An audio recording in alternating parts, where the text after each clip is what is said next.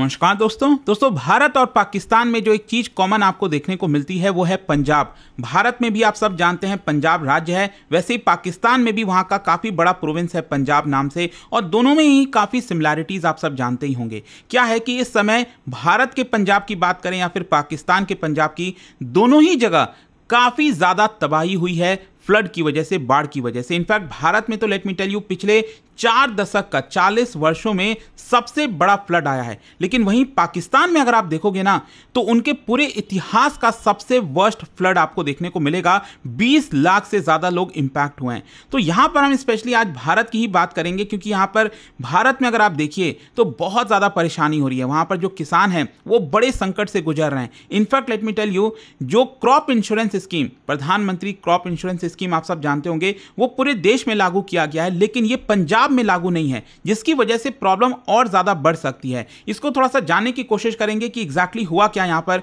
क्यों ये इतना ज्यादा बाढ़ आई, इसका इंपैक्ट क्या हो रहा है, वो सब कुछ आपको पता चलेगा। चलिए आगे बढ़ते हैं। देखिए, सबसे पहले तो मैं आपको बता दूं, पंजाब जैसा आप सब जानते होंगे ग्रैनरी ऑफ इंडिया कहा जाता है, क्योंकि एग्रीकल्चरल प्रोडक्टिव के मामले में अब देश में काफी ज्यादा सबसे नंबर 1 पर आपको देखने को मिलेगा। One of the most productive states है एग्रीकल्चर के टर्म्स में, और हमारे फूड ग्रेन के रिजर्व में सबसे बड़ा, मतलब काफी बड़ा कंट्रीब्यूशन होता है पंजाब का। और इसका जो एक्सटेंसिव कनाल सिस्टम है, फर्टाइल अलुवियल प्लेन्स है, इसकी वजह से हिस्टोरिकली एग्रीकल्चर को अच्छे से इसने सपोर्ट किया है। लेकिन अभी इस साल जुलाई से अगस्त के महीने में अगर आप देखिए तो पंजाब ने अपना वर्स्ट फ्लड पिछले 40 वर्षों में एक्सपीरियंस किया है, जिसकी वजह से पंजाब की जो वल्नरेबिलिटी है वाटर मैनेजमेंट में, एग्रीकल्चर में, क्लाइमेट रेजिलियंस में, वो सबके सामने आ गई है। अच्छा, मैं आपको पहले डिजास्टर का स्केल बताता हूं। बताया जा रहा है कि 1000 से ज्यादा जो गांव हैं, विलेजेस हैं, वो यहां पर इंपैक्ट हुए हैं कई सारे डिस्ट्रिक्ट के अंदर, और इसकी वजह से 3 लाख एकड़, इमेजिन 3 लाख एकड़ से ज्यादा जो स्टैंडिंग क्रॉप्स थे जिनकी हार्वेस्टिंग होनी थी आगे चलकर, वो यहां पर डिस्ट्रॉय हो गए हैं। इंफ्रास्ट्रक्चर डैमेज हुआ है, roads, electricity supply, schools, panchayat infrastructure, सब कुछ, काफी ज्यादा एरिया जो है फ्लड हिट एरियाज में सफर हो रहे हैं, और इसकी वजह से थाउजेंड्स ऑफ फैमिलीज को रिलीफ कैंप में जाना पड़ा है, क्योंकि उनके जो घर हैं वो डूब चुके हैं। और यहां पर स्पेशली मैं डिस्ट्रिक्ट्स की बात करूं, ये अगर आप पंजाब का मैप देखोगे तो यहां पर पटियाला हो गया, संगरूर हो गया, लुधियाना हो गया, मोगा हो गया, फिरोजपुर हो गया, जलंधर हो गया, मतलब ये पूरा का पूरा ये जो एरिया आप देख रहे हो ना, ये सबसे ज्यादा इंपैक्ट हुआ। और इसीलिए ये जो पूरा आप एरिया देखिए, ये हरियाणा के साथ सटता है, और काफी सारी खबरें आ रही थी कि जो हरियाणा राज्य के लोग हैं वो यहां पर काफी ज्यादा मदद भी करने की कोशिश कर रहे हैं। खैर, इनफैक्ट मैं आपको यहां पर इंडिया टुडे के द्वारा जो सैटेलाइट इमेजेस जारी किया गया वो भी आप देख सकते हो।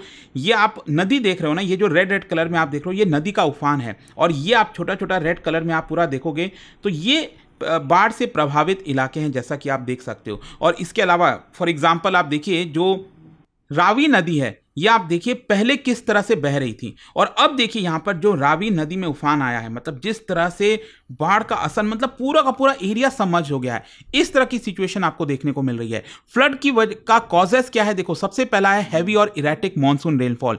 क्या है कि अगर छोटे समय में आपको बहुत ज्यादा बारिश देखने को मिलती है, इसकी वजह से फ्लड की सिचुएशन हो जाती है। क्या है कि अगर बहुत ज्यादा बारिश थोड़ा थोड़ा रुक रुक कर आए, मतलब एक इवन पीरियड में आए, तो क्रॉप को भी इससे फायदा होता है और सब कुछ नॉर्मल रहता है। लेकिन छोटे समय में अगर इंटेंसिव रेनफॉल होगा तो जाहिर सी बात है फ्लड जैसा सिचुएशन हो जाएगा। और अभी ये सब कुछ क्लाइमेट चेंज की वजह से आप कह सकते हो कि क्लाइमेट चेंज की वजह से जो बारिश का पूरा टर्म है, मतलब लंबे समय में बारिश नहीं होती है, छोटे समय में होती है, लेकिन बहुत ज्यादा हो जाती है। तो ये एक सबसे बड़ी प्रॉब्लम जिसकी वजह से फ्लड आया। दूसरा, जो नदी है वो ओवरफ्लो होने लग गई। सतलज, ब्यास, रवि, घग्गर, ये जितने भी अगर आप देखोगे, यहाँ पर रवि नदी जा रही है, ये ब्यास नदी है, ये सतलज हो गया, तो ये काफ़ी ज़्यादा वहाँ पर जो डेंजर लेवल होता है उसको पार कर गई है। इसके अलावा भाखड़ा और जो पोंग डैम है वहाँ से पानी रिलीज़ करना पड़ा, इसकी वजह से भी यहाँ पर कई सारे जो गांव हैं वो डूब गए। इसके साथ साथ जो ट्रेडिशनल ड्रेनेज चैनल्स हुआ करते थे, वेटलैंड्स वगैरह, वो एनक्रोचमेंट की वजह से, ब्लॉकेज की वजह से वहाँ पर अर्बनाइजेशन जिस तरह से आया है,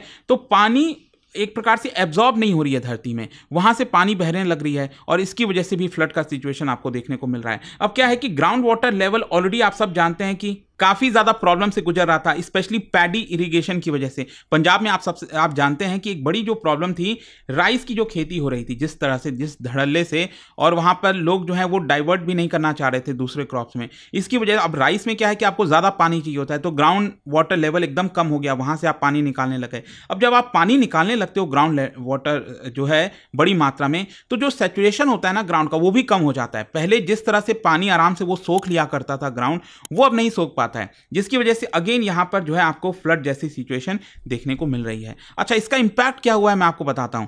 आप सोचिए, खारिफ क्रॉप जो हार्वेस्टिंग होना था, जिसका पैडी, मेज, बाजरा, सुगर केन, कॉटन हो गया, वेजिटेबल्स हो गए, वो वर्स्ट हिट हुए हैं। यहां पर क्रॉस लॉस का एस्टीमेट बताया जा रहा है 2000 से 3000 करोड़ के आसपास। ये प्रिलिमिनरी एस्टीमेट है, हो सकता है इससे भी ज्यादा हो। और लॉस ऑफ जो यील्ड हुआ है, ये डायरेक्टली फार्मर्स की इनकम को, और भारत का जो राइस प्रोक्योरमेंट है पीडीएस सिस्टम के लिए, वो डायरेक्टली इंपैक्ट होगा। और पंजाब की जो एग्रीकल्चर सिस्टम है अभी काफी ज्यादा ऑलरेडी स्ट्रेस से गुजर रही थी। कर्ज था, हाई इनपुट कॉस्ट था, प्रॉफिट कम हो रहा था लगातार, और ऊपर से ये बाढ़ आ गया, तो बहुत ज्यादा ये इंपैक्ट हुआ है, एग्रीकल्चर इंपैक्ट। दूसरा, ह्यूमैनिटेरियन इंपैक्ट, थाउजेंड्स ऑफ लोग बेघर हो गए हैं। स्टैग्नेंट वाटर की वजह से अब बीमारियां भी फैलने लगती हैं, कॉलेरा हो गया, मलेरिया हो गया, डेंगू हो गया। तो रिलीफ कैंप में वहां पर लोगों को भेजने की कोशिश की जा रही है, लेकिन वहां पर भी फूड और ड्रिंकिंग की क्राइसिस आपको देखने को मिलेगी। जहां तक मृतकों का सवाल है, तो देखो दोस्तों, मैं देख रहा था यहां पर कई जगह 30 बताया जा रहा है, कई जगह 25 बताया जा रहा है। अब क्या है ना, फ्लड जैसे सिचुएशन में ऑफिशियल आंकड़ा तो आप सब जानते ही हैं किस तरह से पब्लिश किया जाता है।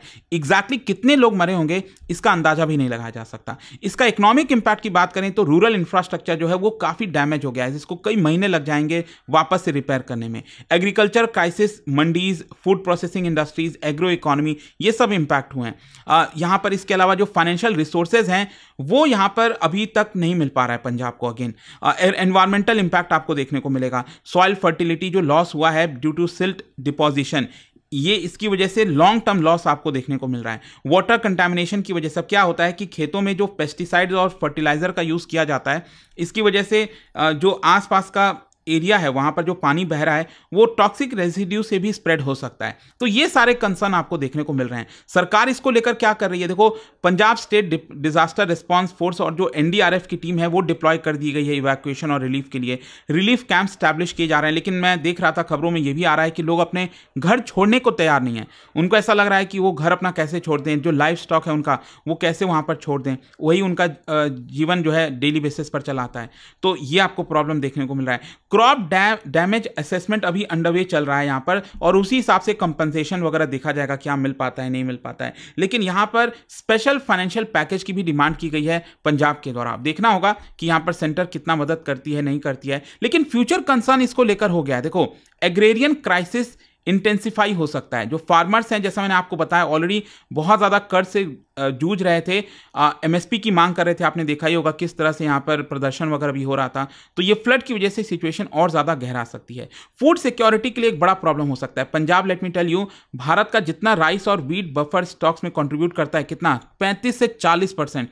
नाउ जस्ट इमेजिन ये हमारे बफर स्टॉक्स पर कितना इंपैक्ट करेगा। आउटपुट कम होगा, जिसकी वजह से भारत में जो इंपोर्ट है वो करना पड़ेगा। इन्फ्लेशन इसकी वजह से बढ़ सकता है। तो ये सब प्रॉब्लम है। दूसरा है आपका क्लाइमेट चेंज और एडेप्टेशन। इसकी वजह से क्लाइमेट रिजिलियंट जो क्रॉपिंग है वो लाने की कोशिश करेंगी, और फ्लड कंट्रोल जो इंफ्रास्ट्रक्चर है वो आगे से बनाने की कोशिश किया जाएगा। अब देखते हैं हमारे देश में ये क्या होता है नहीं होता है। अभी क्या है कि डिजास्टर आता है, लोग उसी में जूझते रहते हैं, और किस तरह से अपने आप को अगले डिजास्टर के लिए प्रिपेयर करना है वो तो हम करते नहीं, उसके बारे में सोचते नहीं, फिर अगला डिजास्टर आ जाता है। तो भारत में इस तरह की चीजें लगातार चलती रहती हैं। लेकिन यहां पर एक बड़ा प्रॉब्लम यह है कि पंजाब के अंदर जो इंश्योरेंस पॉलिसी है वो अभी तक इंप्लीमेंट नहीं हो पाई। आप सब जानते होंगे प्रधानमंत्री फसल बीमा योजना के बारे में। अब देखो इसके अंदर है क्या, एक्चुअली अगर आप देखोगे जो प्रीमियम रेट्स हैं इसके अंदर, यहां पर क्या है कि किसानों को देना होता है, मतलब राज्य सरकार को अडॉप्ट करना पड़ेगा कि हाँ हम इसको अडॉप्ट करने के लिए रेडी हैं। अब इसमें देखिए प्रीमियम कैसे चलता है, जैसे कि जो खारिफ क्रॉप हो गया, मतलब ये खारिफ सीजन चल रहा है, food grain, cereals, millets, pulses, oil seeds, जितना भी आप उगाओगे मतलब यहाँ पर 2% प्रीमियम आपको देना पड़ता है। आपके क्रॉप का जितना भी वैल्यू है उसका 2% जो है आपको प्रीमियम देना पड़ेगा एज अ इंश्योरेंस के तौर पर।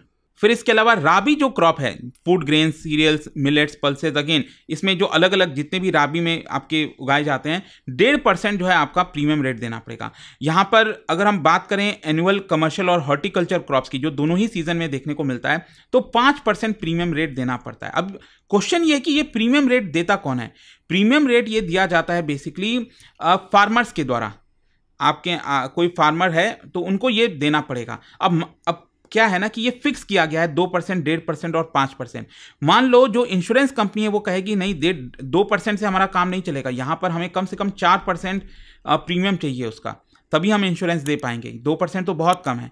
तो उस केस में क्या है कि ये जो एक्स्ट्रा 2% है ना यहाँ पर, वो आधा आधा बेयर किया जाएगा, 50-50 रेशियो में बेयर किया जाएगा सेंटर और स्टेट के बीच में, जो भी राज्य सरकार इसको अपनाती है। ठीक है, मान लो अगर ये 2% प्रीमियम रेट कहा जाता है कि नहीं 1% होगा, तो उस केस में कोई कंट्रीब्यूट नहीं करेगा सेंटर और स्टेट, क्योंकि 1% डायरेक्टली कौन देगा? फार्मर ही देगा, क्योंकि 2% तक मैक्सिमम फार्मर को इतना ही देना है। इसके ऊपर जो भी प्रीमियम रेट है वो सरकारें बेयर करेंगी।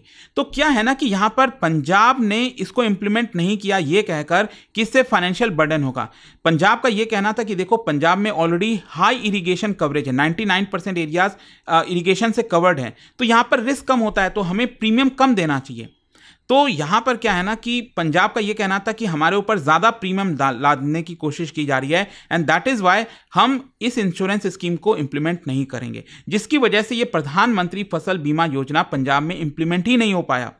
और फिर दूसरा, जहां तक स्टेट लेवल ऑल्टरनेटिव है, तो स्टेट गवर्नमेंट के द्वारा कुछ एग्रीकल्चर पॉलिसी लाई गई थी सितंबर 2024 में, और प्रपोज किया गया था कि 200 करोड़ का कंटिजेंसी फंड बनाया जाएगा। लेकिन अगेन इस कंटिजेंसी फंड में बोला गया कि फार्मर्स को 0.1% ऑफ क्रॉप वैल्यू देना पड़ेगा, लेकिन अभी तक ये भी इंप्लीमेंट नहीं हो पाया, ये बस डिस्कशंस वगैरह चल रही हैं।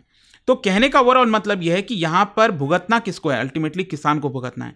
अगर मान लो सरकार अगर इसको इंप्लीमेंट कर देती, अगर आज के डेट में ये इंश्योरेंस होता, तो किसानों को काफ़ी लाभ मिल सकता था, यहां पर भुगतान हो सकता था, उनको लॉस नहीं होता। अब देखना होगा कि यहाँ पर जो राज्य सरकार है, आम आदमी पार्टी की सरकार, उन्होंने अब डायरेक्टली ब्लेम किया है केंद्र सरकार को कि यहाँ पर केंद्र सरकार हमें प्रॉपर मुआवजा नहीं दे रही है, जो पैसा हक बनता है पंजाब का वो नहीं दिया जा रहा है। तो वो सारी पॉलिटिक्स आपको देखने को मिलेगी। लेट्स सी क्या होता है इसको लेकर। बट जाने से पहले आप सबके लिए क्वेश्चन भी है यहाँ पर कि पंजाब में यहाँ पर कुछ जैसे माझा हो गया, दोआब हो गया, मालवा हो गया, तो इसी से रिलेटेड आपसे क्वेश्चन पूछा गया, बताना है कौन से करेक्ट है। इसका राइट आंसर आप सब जानते हैं, मेरे इंस्टाग्राम पर तो मिलेगा ही, वहां पर अगर आप नहीं हो कोई बात नहीं, टेलीग्राम से ले सकते हैं इसका सही उत्तर। और दोस्तों जैसा मैंने आपको बताया, अगर आप यूपीएससी की तैयारी कर रहे हैं, कोई भी बैच चाहते हैं, you can just use this code Ankit live, maximum discount के लिए लिंक कमेंट सेक्शन में है। प्रतिज्ञा बैच के अंदर हम आपको फुल प्रिपरेशन कराते हैं, प्रीलिम्स, मेंस, इंटरव्यू, और साथ ही साथ प्रीलिम्स क्रैक करने पर पूरा फीस भी आपको रिफंड कर दिया जाता है। कल ये लास्ट डेट है इसके अंदर एडमिशन लेने का। You can use this code, और कोई भी प्रॉब्लम है, दिक्कत हो, ये फोन नंबर दिया, आप इस पर कॉल करिए, मेरी जो टीम है वो आपको अच्छे से गाइड कर देगी। स्टडी IQ IAS, आपका सिलेक्शन हमारा मिशन।